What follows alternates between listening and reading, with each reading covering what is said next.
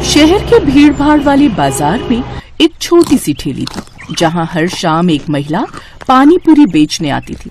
उसका नाम था सीमा। उसकी ठेली की खास बात ये थी कि वो 5 अलग अलग तरह के पानी पूरी बेचती थी। उसकी पानी पूरी की खुशबू पूरे बाजार में फैल जाती और दूर दूर से लोग उसकी ठेली पर पानी पूरी खाने आते थे। सीमा की पानी पूरी में सबसे बड़ी बात थी उसका स्वाद और मेहनत। हर सुबह वो ताजी चटनी और मसाले तैयार करती। उसके पास 5 तरह का पानी था, खट्टा मीठा पानी, तीखा पानी, पुदीना पानी, लहसुन पानी और आम पन्ना पानी।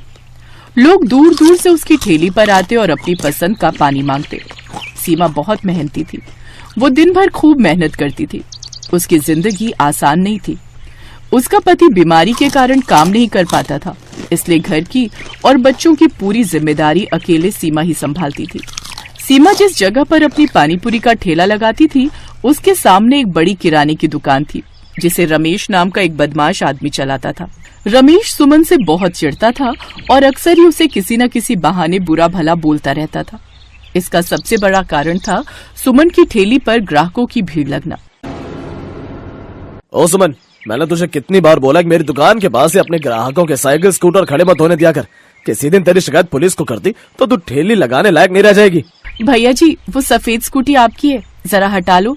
ये दुकानदार ऐसे ही है, बेकार में बात बढ़ा देगा। अरे भाई, इतना भड़क क्यों रहे हो? 2 मिनट खड़ी तो की है। ये बड़ी अच्छी बात हुई। पानी पूरी तुम उसके ठेले पर खाओ और अपनी स्कूटी यहाँ मेरी दुकान के आगे रखो। हाँ, अरे हटाओ अपनी स्कूटी भाई, यहाँ से मुझे दुकान में जाने का रास्ता बनाना है। रमेश को अक्सर ऐसे ही सीमा से जलन होती थी, क्योंकि उसकी दुकान पर जितनी भीड़ नहीं जुटती थी, उससे ज्यादा लोग सीमा की ठेली पर 5 तरह की पानीपुरी खाने के लिए जमा रहते थे। रमेश की साली कविता गांव से शहर आई हुई थी। कविता की आदत थी कि जहां भी फायदा नजर आए वो तुरंत उसमें कूद पड़ती। एक दिन वो अपनी बहन के साथ घूमते हुए रमेश की दुकान पर आई। क्या बात है जीजा जी, इतना गुस्साए हुए क्यों हो? अरे कविता, सुधा, तुम दोनों आज दुकान पर? कुछ नहीं, बस ऐसे ही। सुधा का मन हो रहा था बाजार घूमने का, तो बस सोचा दुकान पर भी आ जाए। चलो ना दीदी, वो सामने ठेले से पानीपुरी खाते। उस ठेले पर 5 तरह की पानीपुरी है। कोई जरूरत नहीं है उसके ठेले से कुछ खाने की। सामने दुकान से समोसे ला देता हूँ, वो खा लो। पर आप उस ठेले से पानीपुरी क्यों नहीं खाने दे रहे जीजा जी? आखिर ऐसी क्या बात है? क्या उसके पानीपुरी खराब होते हैं? नहीं, बस ऐसे। मुझे उसके ठेले पर बढ़ती हुई भीड़ पसंद नहीं है। उसके ठेले की वजह से मेरी दुकान के बाहर भी जगह नहीं बचती। इसी वजह से मैं उससे बात करना पसंद नहीं करता। बेकार से पानी पूरी खिलाकर इतने पैसे कमा रही है ये। वैसे जीजा जी, ये पानीपुरी का धंधा बढ़िया बहुत है। अच्छे खासे पैसे कमा लेती होगी ये पानीपुरी वाली। और क्या, मैं तो इनको भी कई बार कहती हूँ कि तुम भी इसी तरह का कोई काम खोल लो। पता नहीं ये दुकान पर बैठते हैं, यहाँ तो कोई कमाई ही नहीं होती। इससे ज्यादा तो वो सुमन पानीपुरी वाली कमा रही है। अरे तो मेरे कोई 10 हाथ और 10 पैर तो नहीं है जो मैं एक साथ इतना काम संभाल सकूं। तुझे घर के कामों से फुर्सत नहीं है। इन सब कामों के लिए एक आदमी की जरूरत होती है जो सारा दिन ड्यूटी दे।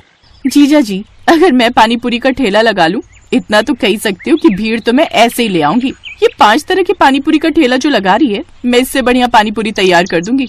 पर पैसा तुम्हें लगाना होगा जीजा जी। हाँ हाँ, क्यों नहीं, मैं तो पैसा लगा सकता हूँ। और मेरे तो दिल को ठंडक भी मिलेगी जब कोई इसको टक्कर देने वाला आएगा। मैं कल ही तुझे पानीपुरी का ठेला लगवा देता हूँ। पर तुझे पानीपुरी बनानी आती है ना? हाँ हाँ जीजा जी, बहुत बढ़िया पानीपुरी बनानी आती है। मैं गाँव में कभी कभी घर पर बना लिया करती थी। सब उंगलियां चाटते रह जाते थे। कविता की बात सुनकर रमेश के मन में लालच आ जाता है। उसके मन में तो वैसे भी सुमन के लिए ईर्ष्या थी। अब कविता का साथ मिलने से उसके मन में योजना भी आ गई। अगले 2 से 3 दिन में रमेश ने कविता को दुकान के बिल्कुल बराबर में 5 तरह की पानीपुरी का ठेला तैयार करके लगवा दिया। ठेला देखने में बहुत सुंदर था। शीशे वगैरह लगे हुए थे। ठेला लोगों को अपनी ओर आकर्षित कर रहा था, क्योंकि ठेला देखने में सुंदर होने के साथ साथ पानीपुरी के रेट भी बहुत कम थे। और कविता लोगों को आवाज लगाकर सस्ते पानीपुरी के लिए लालच दे रही थी। 10 रुपए में 5 तरह के स्वाद वाली पानीपुरी, इतनी सस्ती कभी नहीं खाई होगी।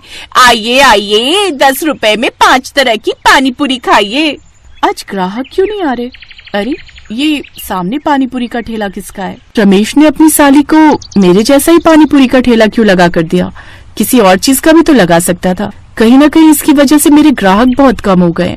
अब रमेश की साली कविता की बिक्री बढ़ गई और सुमन की बिक्री पर असर आ गया।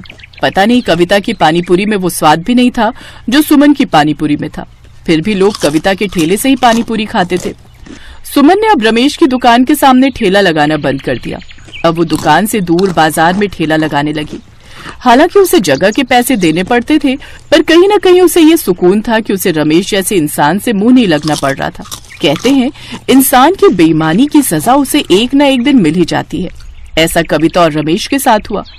कमाई अच्छी होने से रमेश के मन में लालच आने लगा। अब उसने सस्ते में पानीपुरी बनाने के बारे में सोचा। अरे जीजा जी, पानीपुरी बनाने के लिए ये तुम पुराने मसाले क्यों दे रहे हो? इस सूजी और आटे में तो कीड़े चल रहे हैं। अरे कविता मेरी प्यारी साली, ये सब हम जैसे बेईमान पानीपुरी वालों की ट्रिक होती है। हम वो नहीं है जो महंगा सामान लाकर घाटे में कमाई करें। मेरे से कुछ पानीपुरी वाले यही सूजी और यही आटा और बिल्कुल यही मसाले लेकर जाते हैं और आराम से उनकी पानीपुरी बिकती है। अभी तक तो उन्हें कोई शिकायत नहीं आई, इसलिए अब हमने भी यही आइडिया अपनाया है। सस्ते घटिया मसाले और आटे से बढ़िया पानीपुरी तैयार करनी है, इसमें हमारा मुनाफा है। वैसे भी ये सब मेरे लिए बेकार है, मैं तो फेंकने ही वाला था, तो सोचा क्यों ना तेरे पानीपुरी के ठेले के लिए इस्तेमाल कर लूं। समझ में आई अब? जीजा जी, कुछ भी कहो, तुम हो बहुत चालाक। रमेश और कविता दोनों ने मिलकर घोटाला शुरू कर दिया और फिर किसी ने खबर कर दी और फूड इंस्पेक्टर उनकी चेकिंग के लिए आ गए। हमेशा के लिए कविता का पानीपुरी ठेला सील कर दिया गया। उधर सुमन पहले की तरह ही साफ सुथरे तरीके से पूरी मेहनत के साथ वैसे ही बाजार में अपना पानीपुरी का ठेला चला रही थी। मैंने कहा था जीजा जी मिलावट मत करो, पर तुमने मेरी नहीं सुनी। देखो वो 5 तरह की पानीपुरी वाली आज भी अपना ठेला इतने आराम से चला रही है। तो नुकसान तो मेरा भी हुआ है। तेरी वजह से मुझे कितना जुर्माना भरना पड़ा है। ना ही तुझे मैं ठेला लगाने देता और ना मेरे मन में लालच आता। मेरे भी काम पर असर पड़ा है। सुनिए, वो 5 तरह की पानीपुरी वाली सुमन का जो ठेला लगा है, वहाँ पानीपुरी खाते हुए चलेंगे। बड़े स्वाद पानीपुरी बनाती है। सुमन की तारीफ सुनकर रमेश और कविता दोनों का मुंह लटक जाता है।